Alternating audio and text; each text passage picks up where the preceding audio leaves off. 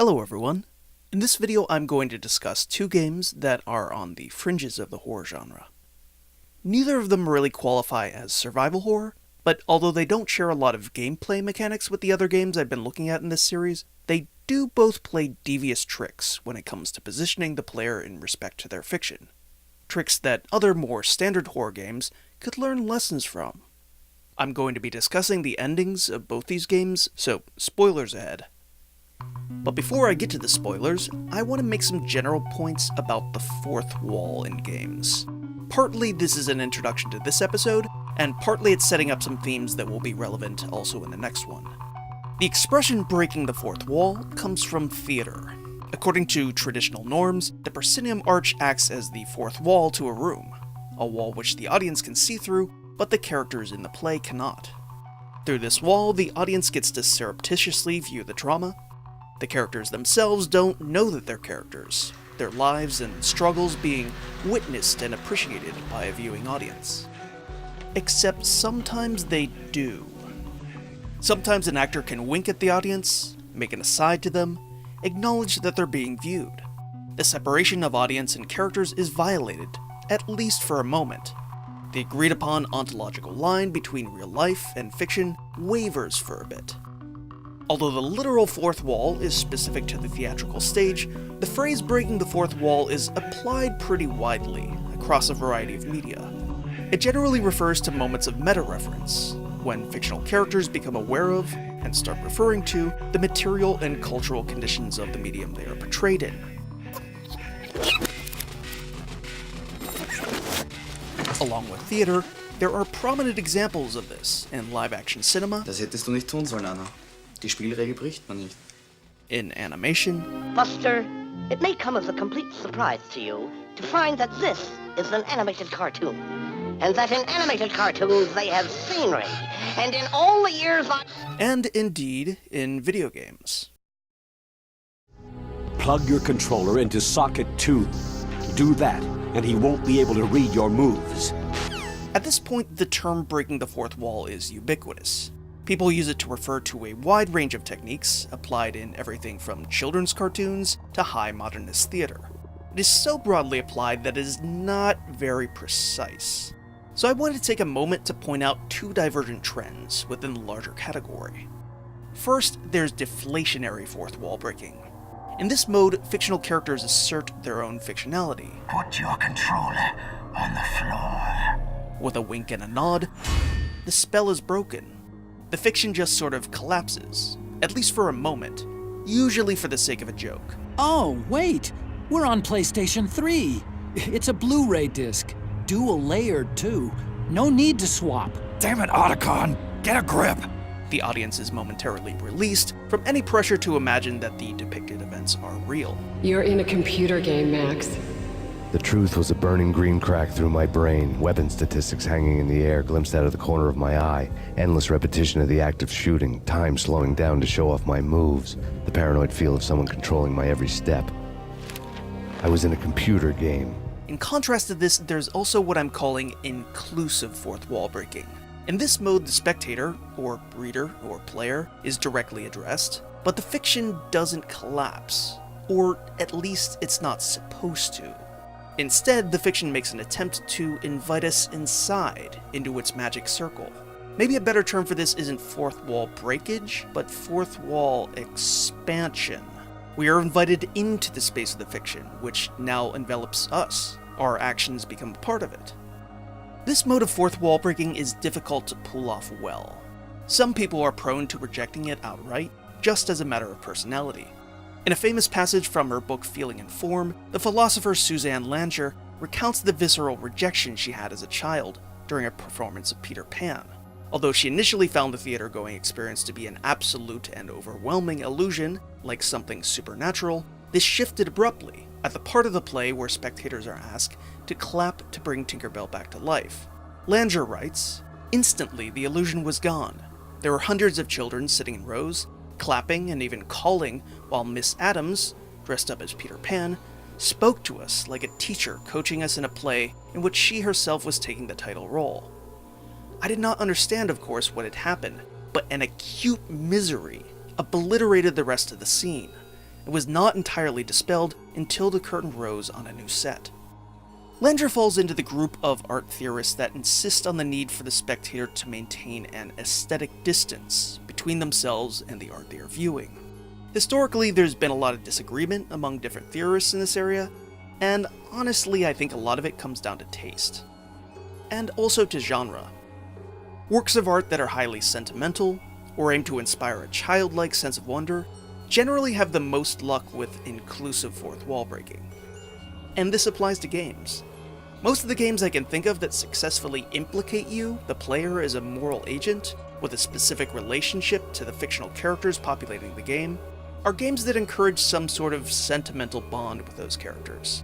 They're games that are very sincere, and this sincerity provides them with leeway in what they're allowed to ask of their players, how they're allowed to address them, the ways they can implicate them in the game's emotional economy, and invite them into an intimate relationship with their characters. There's one other complication I want to add here. In Ferris Bueller's Day Off, Matthew Broderick will occasionally turn to the camera and will speak to it directly. A, you can never go too far. B, if I'm gonna get busted, it is not gonna be by a guy like that. This is an instance of fourth wall breaking. Ferris is speaking directly to us as an audience, even though he shouldn't know that we're watching him, in the logic of the fiction. In This Is Spinal Tap, the various musicians will sometimes turn toward the camera and directly offer their thoughts to it. This is not an instance of fourth wall breaking, because Spinal Tap is a mockumentary. It's part of the fictional conceit of the film that there are cameras following these characters around. Spinal Tap forthrightly acknowledges the technology and production process of cinema in a way that Ferris Bueller doesn't, so it's robustly insulated against certain types of fourth wall breaking. Sure, if one of the actors were to actually drop character and acknowledge that the band isn't real, then that would be fourth wall breaking, but directly addressing the camera isn't enough, because the presence of the camera is accounted for within the fiction. In the vocabulary of film studies, the division between what the fiction does or does not account for is expressed by the distinction between what is diegetic and what is non-diegetic. One of the most easy to grasp examples here is music. Sometimes the music in the film comes from a diegetic source within the fiction, for instance a live band playing in the space that the characters are in. Other times the music is non-diegetic, that is, it can't be heard by the characters in the film and is only there to influence our emotions as viewers. It doesn't break the fourth wall to have a character interact with the source of diegetic music. Blades them. However, it would break the fourth wall if a character commented on non-diegetic score. For instance, if the protagonist in Jaws tracked down the titular shark by realizing that they just had to listen for its leitmotif. This is something that's played with in comedies. The distinction between diegetic and non-diegetic music can be a great source of upended expectations, where the fourth wall is maybe not necessarily broken, but ends up being in a very different place than we initially assumed it was.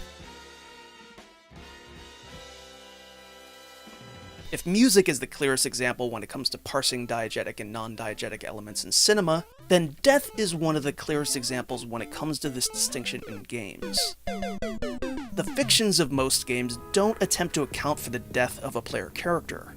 If your character dies, you start over, and just pretend that last bit didn't happen. It's not an actual canonical part of the story that the game is attempting to tell. Some games do attempt to account for player failure and death within the game's fictional diegesis. It's part of the overall plot of Prince of Persia: The Sands of Time that the prince is able to undo fatal mistakes, with the help of the magical sand inside of his dagger. By pressing a switch on the dagger's handle, I could turn back time. But he can only undo things a limited amount of times. If you fail and have no more undos left, you'll get a game over screen, and the prince can be heard saying, "That didn't happen." He outright says that the events you just saw on screen aren't canonical, that they shouldn't be taken to be a part of the game's fictional diegesis. Subsequent games have taken things further, trying to avoid that didn't happen moments altogether. In From Software's Souls games, the player is undead, forced into cycles of repetitive actions in vain attempts to break ancient curses. So for instance, when you die in Demon's Souls, you lose your body, but can continue on in soul form, with a significant penalty to your hit points.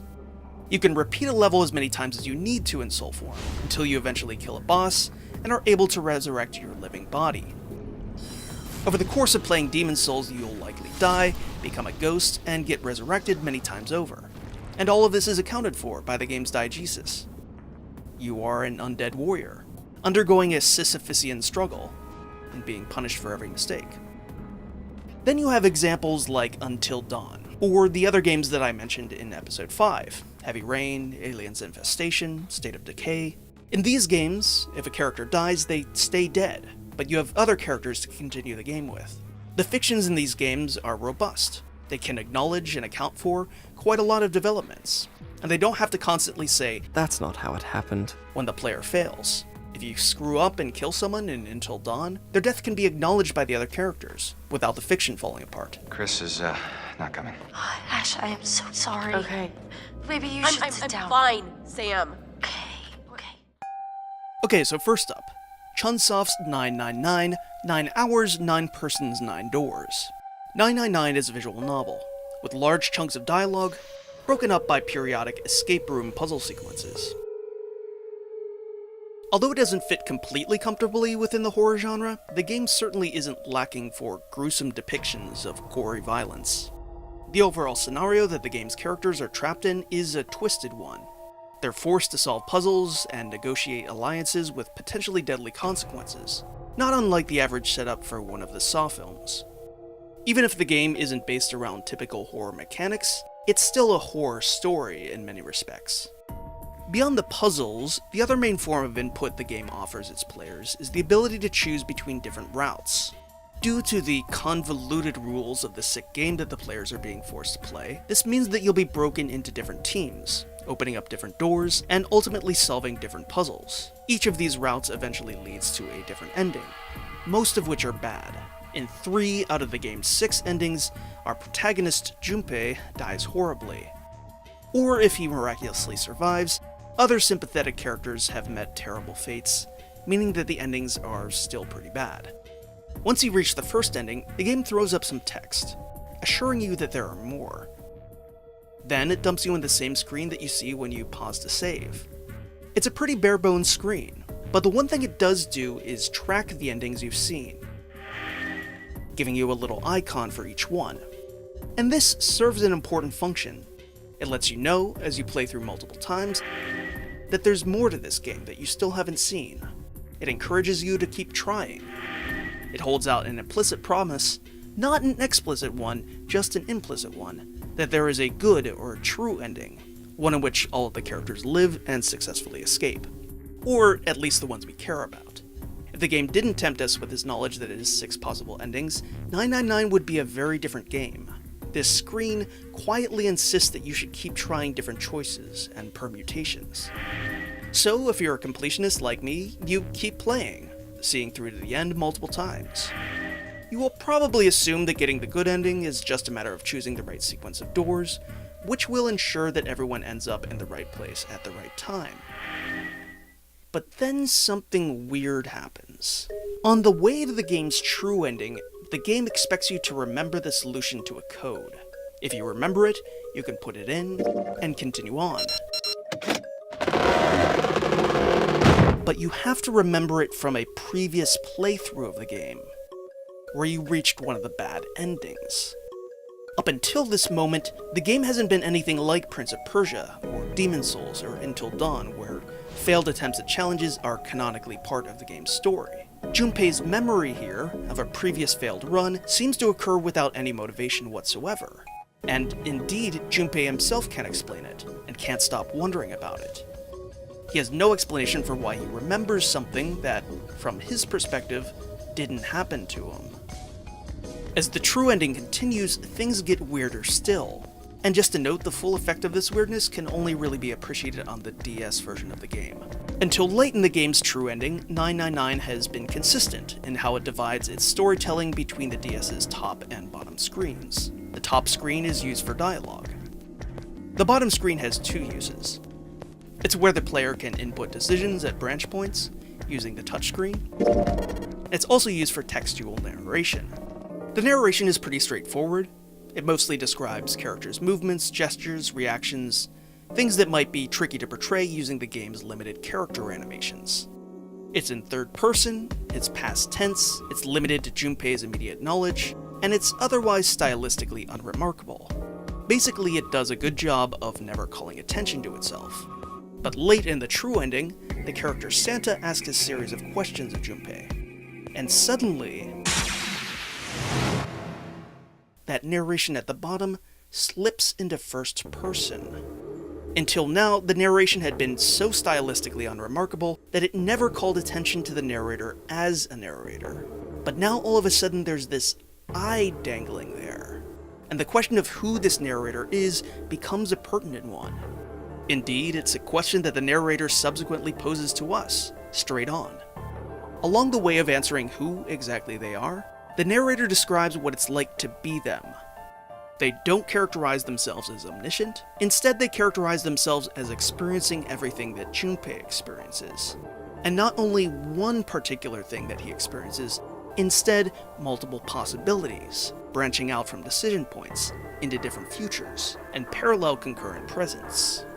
During the whole game, we've assumed that we've been playing as Junpei, but the end of the game teases that apart and suggests that, effectively, we've actually been playing as this other character, whose identity I'm not going to reveal just to leave a tiny bit of mystery and not spoil the game thoroughly. It's their experience that more closely resembles our own. Junpei doesn't retain any of the knowledge from its prior runs, at least not until the very end of the game. But this character does. They're gaming the system from a vantage point unstuck in time, searching the multiverse for the optimal outcome. The description of how they interact with Junpei sounds very much like a description of the player-avatar relationship. My mind, my consciousness was inside of him. I was him. And at the same time, I was an observer. Every time we're booted out to that save menu, we're greeted with something that looks decidedly non-diegetic. But this revelation raises the possibility that, although this character probably wasn't seeing something that looked exactly like this screen, they were at least tracking different outcomes, in a way that maps onto what we see in this screen. Like us, they're trying to see all the endings, and plot the course to the best one. 999 would go on to have 2 sequels, which together formed the Zero Escape trilogy. Both of its sequels sport much better menus, designed from the bottom up to facilitate quickly switching between decision points, following multiple branches of the story with only the barest minimum of repeated dialogue scenes, and no need to ever repeat a puzzle sequence. They're much more functional, and their user-friendliness ultimately paves the way for much more complicated branching narratives. But they're inferior to 999's humble menu in one respect: they immediately give the game away. Since these games are sequels, it's no longer a twist that we're playing as someone whose consciousness can flip between different parallel realities. As clunky as it is, I think that 999 needed its less elegant menu system, purely as a matter of keeping its true themes hidden until the right moment. When those themes finally do arrive, 999 butts up against the fourth wall. Much like the comedic examples I mentioned earlier, it doesn't outright break the fourth wall, but instead gets playfully coy about its positioning. Starting tomorrow, there is going to be a new boss in town, and you're all going to have to start fending for yourselves. You're all going to finally feel that sweet sting of sweat in your eyes as Buster. You can't do that on the balcony, buddy. Making us question the division between diegetic and non-diegetic elements, and suddenly allowing the fiction to account for things that we didn't previously assume it could account for. But it doesn't do this in service of a laugh. Instead, it does so to make us feel included in the depicted events in a new way. A way that's startling and strange, and a bit unnerving. It makes you grapple with your relationship to these characters and their plight in a way that simply wouldn't be possible in a medium that didn't support branching narrative. Benjamin Rivers' 2012 game Home is a bit of an odd duck. At first glance, it looks like a low-res, side-scrolling survival horror game. But despite creepy goings-on, there aren't any actual enemies to fight, and your character is never in any physical danger. So it's really more of an adventure game, or an illustrated interactive fiction, where the main task is unraveling a series of escalating murder mysteries. There's a long history in text adventure games and interactive fiction of addressing the player in the second-person present tense. But Home is different. it uses the first-person past tense. As players, we're not being asked to imagine something happening to us in real time. Instead, we're listening to a story recounted by a narrator. And as far as narrators go, he's pretty unreliable. In the game's opening moments, he complains of headaches and memory loss. He has hurt his leg, perhaps quite severely, but can't remember how, and he continues to not remember things throughout the game's runtime. Just about the only thing he can reliably remember is that he misses his wife Rachel and wants to go home to her. In a curious mechanic, the narrator's memory loss is what motivates our interaction with Holmes' story. Every now and then, the narrator will confess to forgetting a particular detail about his night's journey. It's here that players are given a binary choice, prompting him to remember his night one way or another. Sometimes these questions are framed in a neutral manner, but often the narrator will editorialize. Even as he's offering us choices, he still tries to assert some limited amount of agency, letting us know what he would consider to be undignified or out of character. Upon finally returning to the narrator's home, we find his wife Rachel dead, wrapped up in a pile of rags, and hidden behind a newly erected wall in his basement.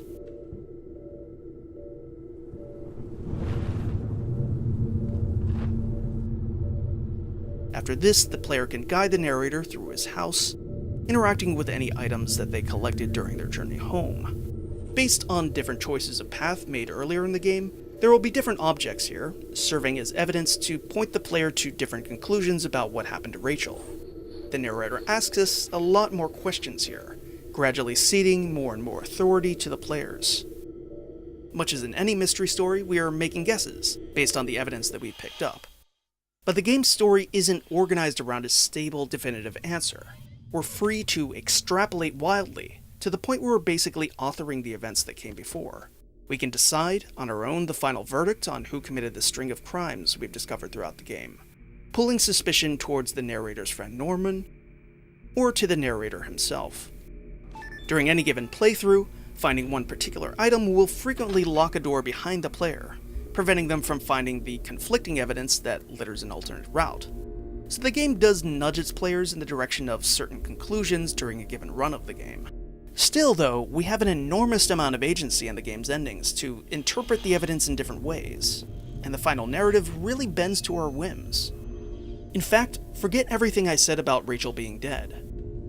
If you're feeling cheeky, the game allows you to author an especially egregious twist. If you pick no upon the first question that pops up when the narrator finds the crumpled rags in the basement, the game's narrative goes in a completely different direction. Here, IF's usual address of you reappears. Suddenly, we are expressly implicated as characters in this drama, thanks to a pronoun that hasn't been uttered until this moment. In this path, the narrator fully acknowledges our agency, and acknowledges that we're messing with him. We have effectively rendered him mad. We've turned him into a supremely unreliable narrator, whose perception of reality is drastically out of whack. And we've done so by basically trolling him. In the final denouement of this path, the narrator chastises us for deliberately tormenting him. Did you know before the end, he asks? Did you mock me when you finally showed me the truth? You don't know what it's like to have everything ripped away from you in a heartbeat. Despite being a narrator, he's still a character, and as a character, he's subject to the whims of the storytelling. We as players have the privilege of existing outside the story, and in this moment the game confronts us with our privilege, and the bad faith with which we've been manipulating this poor guy. The idea of forking paths, of actions having wide-ranging consequences, has popped up in quite a few of the games we've looked at in this series. From the link screen of the Siren menu, to the butterfly effect system of Until Dawn. The therapist character in Until Dawn has a series of monologues that can be read as an attempt to give the game's choices some moral weight. What you do and what you say causes things to change. But the game's heavy investment in genre tropes undercuts any sense of moral seriousness. Are we like in a movie right now? Neither 999 nor Home may be straightforward horror games, but I think they both succeed in ways that Until Dawn doesn't, mainly because they tease the fourth wall in productive ways. Both games encourage the player to question their role, and their relationship to these fictional characters, opening up a meta space in their fictions that doesn't completely deflate the stakes of the game's story, but instead invites us as players to have a different sort of relationship to the fiction than we usually do. They take the relationship between player and player character into some unexpected directions, and I think they're better for it. We'll return to this theme of fourth wall breaking in the next video, and expand on it a bit. Thanks for watching.